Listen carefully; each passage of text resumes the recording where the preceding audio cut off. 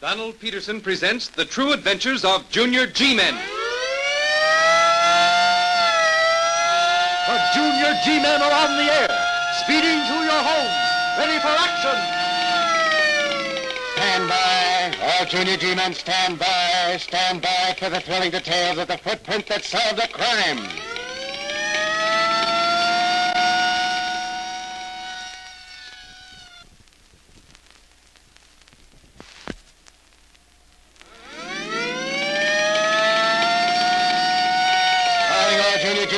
Calling all Junior G-Men. Stand by for report of Junior G-Man Anthony Adams concerning... The footprint that solved a crime. Conclusion of report number 906 is given by Operator Anthony Adams of Weston. Well, shortly before Mr. Kirby was found murdered, he came to our apartment and told us he'd been receiving threatening letters, threatening his life, from someone called the Avenger. He explained that a long time ago, he and his partner, Ralph Graham, had sold worthless bonds. When the police finally caught them, Mr. Kirby managed to escape, leaving his partner to take the blame. After 2 years in prison, Graham died, and Mr. Kirby felt sure that the Avenger was a friend or relative of his dead partner. He was given a little suspicious of Mr. Daniels, the superintendent of the apartment house, and Willie Jackson, the general handyman, who's a little funny. Now, Mr. Kirby insisted that Dad help him find out who the Avenger was, and threatened to make trouble if Dad told the police. About an hour after he'd left, Mrs. Kirby rushed into our apartment with news of Mr. Kirby's murder. The police discovered only one important clue, a footprint in the flower bed under the window through which Mr. Kirby had been shot. It showed that there was a hole in the shoe larger than $50 and shaped like a heart. While Mrs. Kirby was being questioned, a policeman discovered a man trying to get out the back way. Dad recognized him as the man who came to our door earlier that evening and asked for Mr. Kirby. He admitted that he'd come to kill Kirby, but someone had beaten him to it. Well, nothing further happened until 2 days later.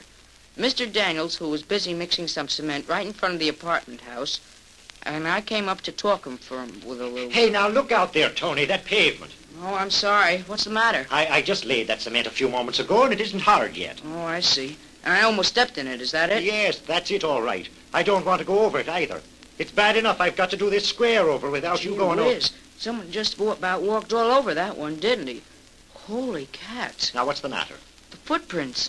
The footprints. Oh, the footprints. Yes, they're pretty bad, aren't they? Bad? Gosh, no, they're perfect. Perfect. Yeah, well, you wouldn't think so if you had to do that whole square over again. It'll take at least You don't understand. I mean... Well, go ahead. What do you mean? I'm sorry, Mr. Daniels, but I just can't explain right now. Well, if that's the case, Hey, say, wait a minute. Have those footprints in that cement anything to do with the Kirby mystery? All right. Please, Mr. Daniels, don't misunderstand me, but, well, I just can't say. All right, Tony, you don't have to. But if I'm right, if those footprints have something to do with the Kirby murder, don't get the idea I made them. I didn't. Those footprints were made by Willie Jackson. Willie Jackson? Your helper? Yes. He was here a while ago, giving me a hand with his cement work. However, he was more of a hindrance than a help. As fast as I got the cement smoothed out, he walked all over it. Gosh, Mr. Daniels, I don't know how to ask you, but, well, do you suppose you could leave that cement work just the way it is until my dad sees it? All right, Tony. The cement work stays just the way it is until your dad has seen it. And to make sure no one tries to mess around with it, I'll stay right here and see that nobody comes. And that night, after my dad came home from work, I took him out and showed him the footprints. He took a good long look at them, and then... Well, Tony, they certainly look like the footprints Detective Drake described. Right shoe, heart-shaped hole worn in sole, and... Well, what more can you ask? Then I was right to ask Mr. Daniels to leave the cement work so that you could see it? You certainly were. I was a little worried. Worried? Why? Well, I was afraid you might think I was being a tattletale. Would you call our detectives and G-men tattletales? Gosh, no. Well, then don't you call yourself one. You see, son, as long as you deliver the right kind of information to the right people, you're doing the right thing. And if that information helps to make this country a better place in which to live, well, you can be proud of yourself. But now look here, that certainly doesn't mean that you're to go walking into danger and getting yourself into trouble. That's the last thing I'd want you to do. Is that clear? Sure, Dad, sure. All right, then. That's about all there is to be said along that line. Right now, Well, we'd better get over to headquarters with this information. Yes, I guess you're right about that, Dad. Do you suppose this will clear up the whole mystery? Well, that's something I can't say, Tony. I just don't know. Well, come on, son. Let's be getting along. I want to get back to the apartment before... There you are, Detective Drake. As soon as I saw those footprints, I felt sure they were made by the same shoe that left the print in the flower bed just below the window of the Kirby apartment. I see. And you, Adams, how'd they look to you? Well, just the way I imagined they'd look from the description you gave us. You're sure of that? Positive. Well, that just about settles it, doesn't it? At any rate, it's reason enough to have our friend Willie brought in for a little talk. Do you really think he's the murderer, though? Well, if he isn't, he's got a lot of explaining to do.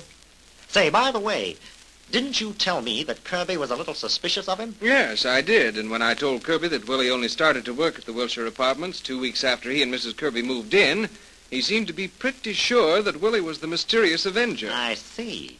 Well, it wouldn't surprise me if Kirby had him right. At any rate, we'll soon find out. I'll have Willie brought right in, and we'll see what we can... And this is what happened when Willie was finally brought about to headquarters. He was taken right into Detective Sergeant Drake's office. And then... Sit down, Willie. Sit down. Make yourself comfortable. Oh, thank you, sir, thank you. That's it.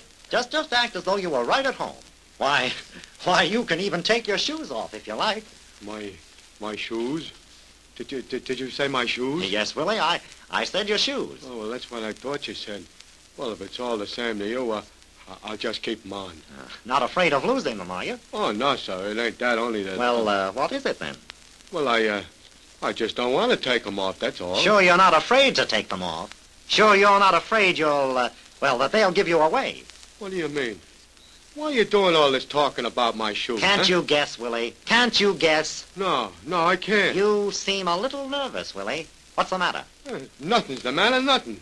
And if I am nervous, it's because you're making me nervous. Oh, I'm sorry, Willie. Very sorry. I didn't mean to make...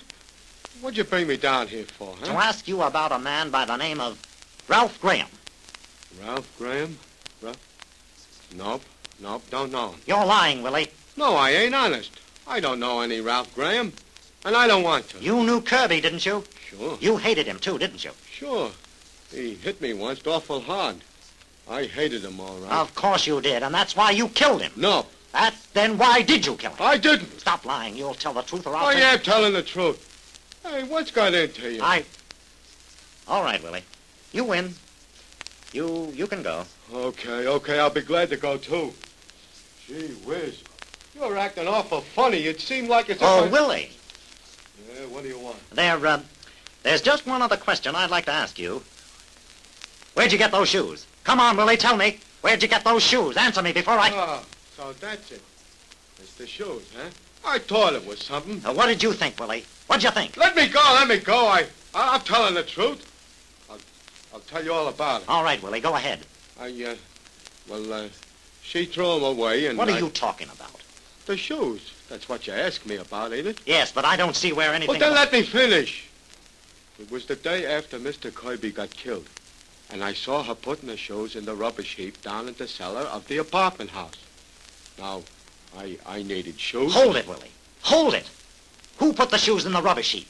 Mrs. Kirby. Mrs. Kirby? Sure. Who else? They was Mr. Kirby's shoes. Are you sure of that, Willie? Are you sure they were Kirby's shoes? Sure.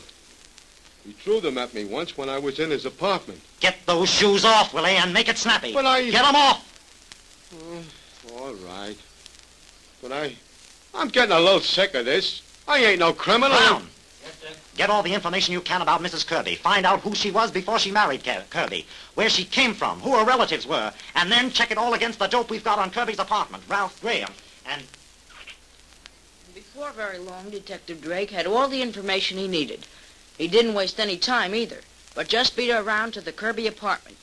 Mrs. Kirby let him in, and then... Well, Mrs. Kirby, I suppose you'll be glad to know that, we finally solved the case. You mean you know? Yes, we know who killed Mr. Kirby. Who did it? Suppose you tell me. What do you mean? Just what you think I mean. The Avenger killed your husband, and you are the Avenger. Oh, you must be insane. I don't know. Oh, no, Mrs. Kirby, I'm quite sane. I've got the whole case right at my fingertips. I've checked it all right from the very beginning.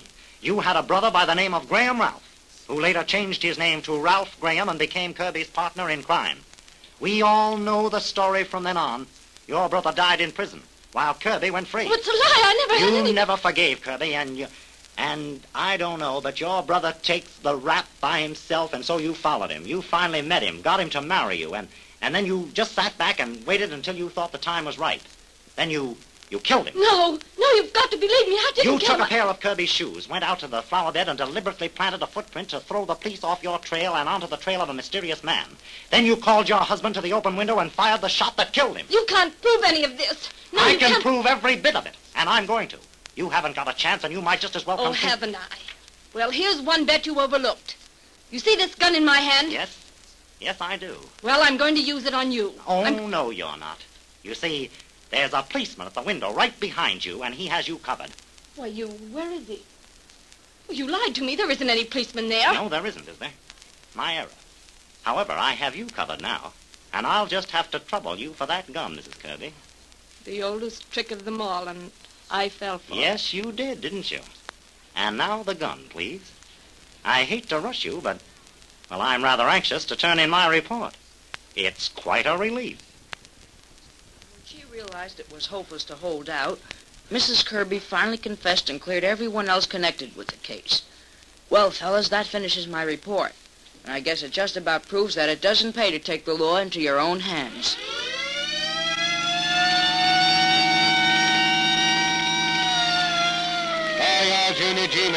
Calling all junior G-Men to follow example of Operator Anthony Adams and assist the forces of law and order whenever possible.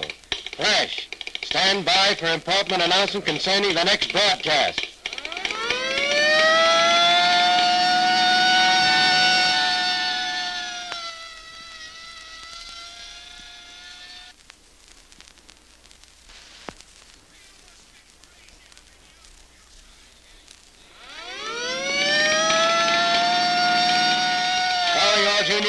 Calling all junior G-Men to proceed at once to points of duty.